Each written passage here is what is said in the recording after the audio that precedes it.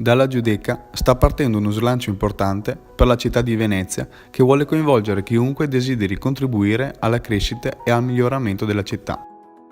All'interno della fabbrica H3, un hub allestito negli spazi della chiesa sconsacrata dei Santi Cosma e Damiano, nasce uno spazio multiplo catalizzatore ed incubatore di idee per la città veneta. Alla Giudecca sono stati presentati 2 progetti aderenti al bando di Inveneto.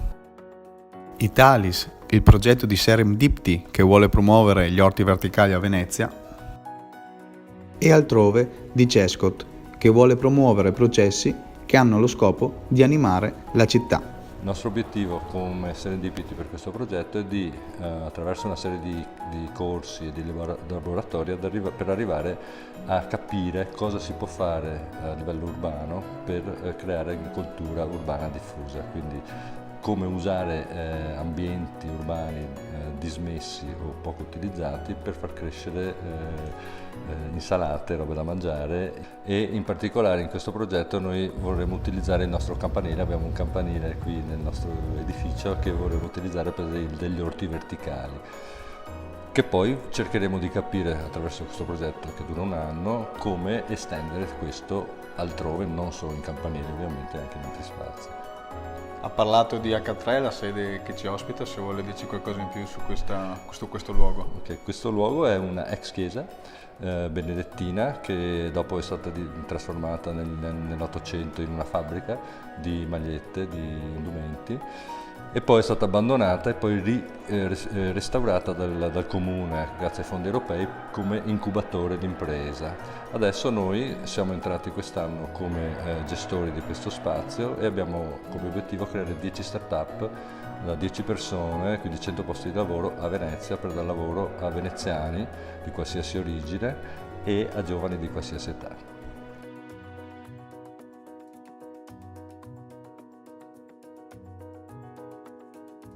Durante il kick-off è stato possibile sperimentare alcuni corsi che saranno portati avanti durante tutto l'arco temporale dei progetti, dal permateatro ai workshop artistici.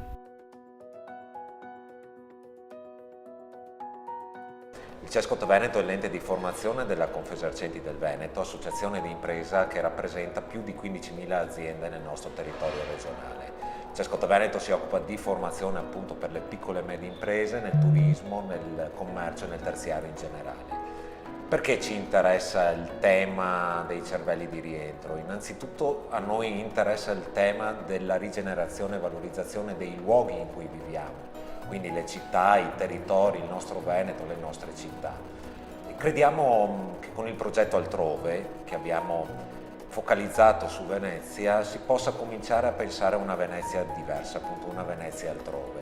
Questo perché, pur essendo la direttiva una direttiva che riguarda i cervelli di rientro, Venezia è una città che già attrae molti cervelli. Pensiamo alla Biennale di Venezia, alle 300-400 artisti che ogni 2 anni rimangono in questa città per più mesi a lavorare e a produrre, ma che con questa città non interagiscono mai. Che cosa allora noi ci siamo posti come domanda attraverso il progetto Altrove? Ci siamo posti la domanda di come Venezia possa diventare attrattiva per trattenere questi cervelli, per farli tornare, per farli produrre e generare ricchezza all'interno della città.